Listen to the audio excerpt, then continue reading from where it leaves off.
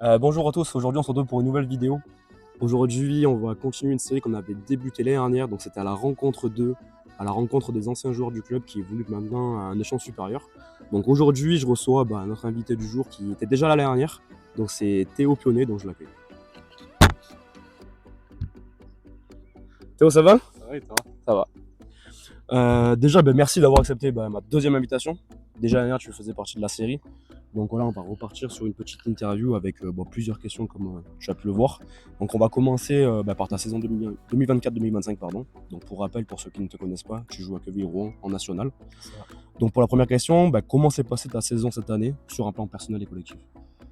Bah écoute, personnellement, je dirais en dents de scie. C'est le bilan que je fais.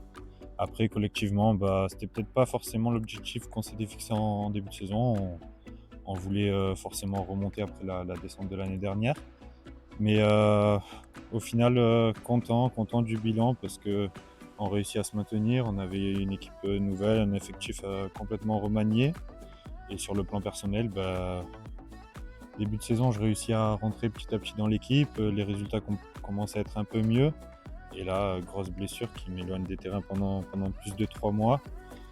Et après, je réussis à refaire ma place petit à petit, découvrir un nouveau poste et rejouer. Du coup, quand même assez satisfait de cette saison et de la finalité. Je m'étais fixé 20 matchs, j'ai fait 18 matchs. Je peux pas en faire plus à cause de cette blessure, donc non, très content. Ok. Justement, pour revenir sur ta blessure, comment on traverse cette blessure et comment toi tu l'as vécu? Parce que c'était quand même une grosse blessure qui t'a éloigné des terrains longtemps. Donc comment tu l'as vécu tout simplement? Très compliqué parce que, enfin, pour ceux qui savent pas, en fait, on joue contre Paris 13 et il y a un ballon long. Moi, je vais mettre la tête et enfin, le joueur adverse, on ne sait pas forcément regarder. Et là, gros choc au niveau du visage. J'ai eu la même blessure que Antoine Dupont avait eu à la Coupe du Monde avec 2 fractures de plus au visage. Et en fait, je joue jusqu'à la mi-temps. J'ai eu ça à la 20e minute. Et moi, je connais pas forcément. Quoi. Je me dis à la fin du match, ouais, j'ai un cocard, je suis un peu déformé, mais la semaine d'après, c'est reparti. Et non, le bilan médical dit qu'il y a 4 fractures, qu'il faut passer oui ou non par l'opération. Et que dans tous les cas, c'est 3 mois d'arrêt, dont 1 mois sans sport, sans rien faire complètement. Du coup, non, compliqué. Ok. Justement, pour finir sur cette saison, c'est ta première saison, on va dire, pleine en professionnel, avec les 18 matchs, comme tu viens de le dire. Comment tu l'as abordé en début d'année? Est-ce que tu étais excité? Est-ce que tu avais des doutes par rapport à ce début de saison avec Quevilly? Ouais, j'avais des petits doutes parce que l'année dernière, c'était clair pour moi. J'étais un joueur de la N3, je faisais des entraînements avec les pros et après, je grattais ce qu'il y a à gratter. Et cette saison, je suis une pro, du coup, il y a un peu plus de responsabilité sur moi. Je suis un joueur qui est là depuis longtemps dans l'effectif. Je suis jeune, je veux jouer, c'est sûr. Et petit à petit, je rentre dans l'effectif, je joue et là, tout est stoppé. Mais bon, enfin, je garde le moral. C'est un club que je connais. Je reviendrai, quoi. Et je suis revenu petit à petit et non, je suis content. Ok. Justement, par rapport à ce niveau-là, est-ce qu'il y a un aspect du jeu ou de la préparation que tu as découvert, on va dire, différemment?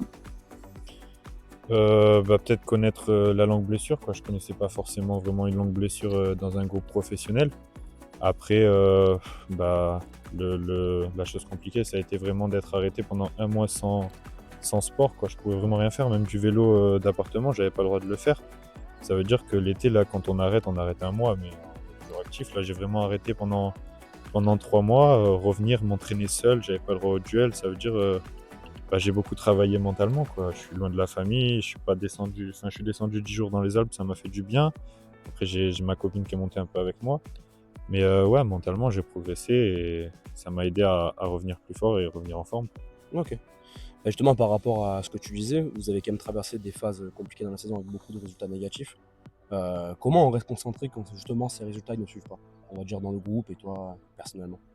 Ouais, en fait, on fait pas un très bon début de saison. Je crois que pendant 7 ou 8 matchs, on a peut-être 6 ou 7 points maximum. Ouais. Et après, on a une très bonne série, par contre, une très très bonne série jusqu'à la Noël. Et on fait un beau parcours en Coupe de France, on élimine le PFC. Et derrière, on fait un bon match contre Angers. Malheureusement, on loupe notre entame de match. Et je pense que ce match-là, il nous a fait un peu de mal physiquement, surtout à jouer tous les 3 jours. On n'était peut-être pas forcément habitué après la trêve hivernale.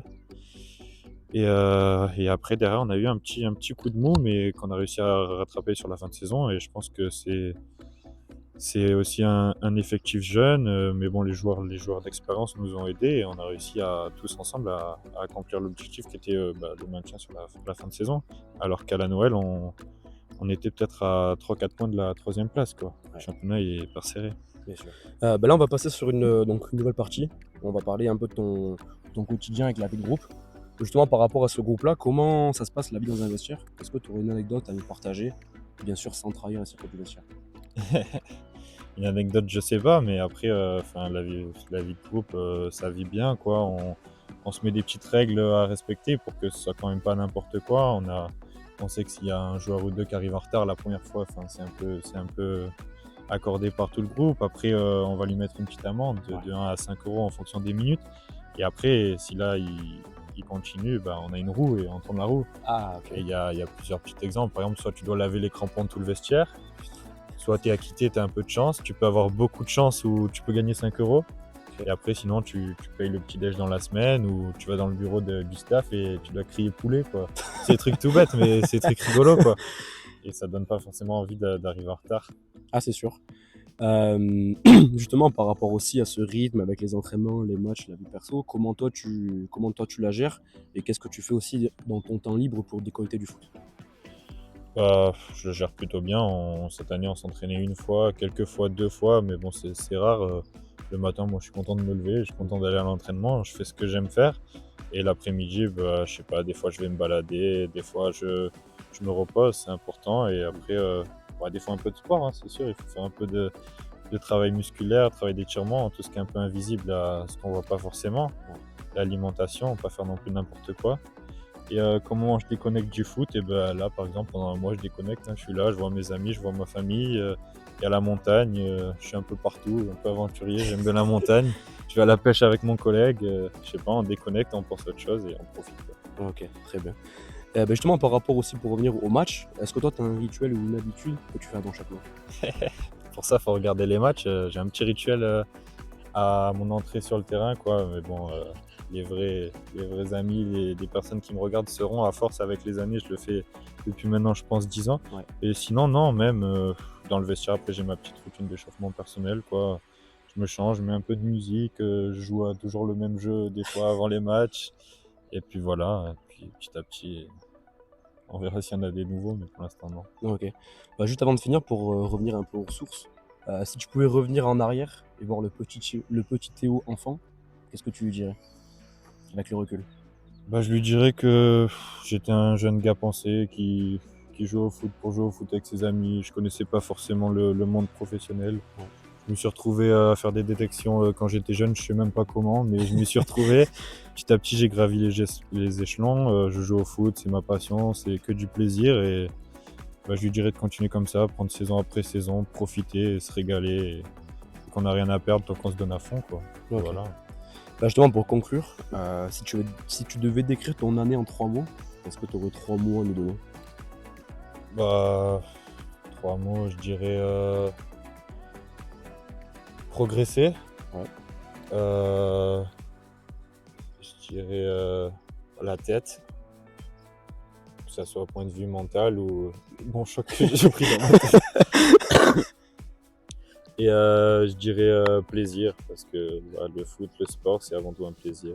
Bien sûr.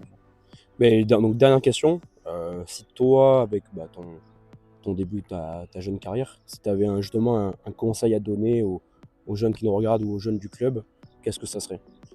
Bah, ça serait de faire ce qui vous rend heureux, de profiter. Jouer au foot, c'est avant tout, c'est un sport, c'est un plaisir qu'on fait le mercredi, le samedi, quand vous venez à l'entraînement, retrouver les collègues. Après, si ça peut marcher pour vous, tant mieux. Si ça marche pas, tant pis. Il y a les études, il y a d'autres métiers, il y a plein de choses, mais toujours se donner à fond et jamais rien regretter dans la vie, quoi. C'est le plus important. On fait ce qu'on aime et voilà. Eh ben, très bien. Ne pas être forcé. Ben voilà. Théo, merci beaucoup d'être Merci venu. à toi. Et pour finir, voilà, on aura d'autres vidéos qui vont venir dans l'été avec différents joueurs, donc voilà, restez connectés. À très vite.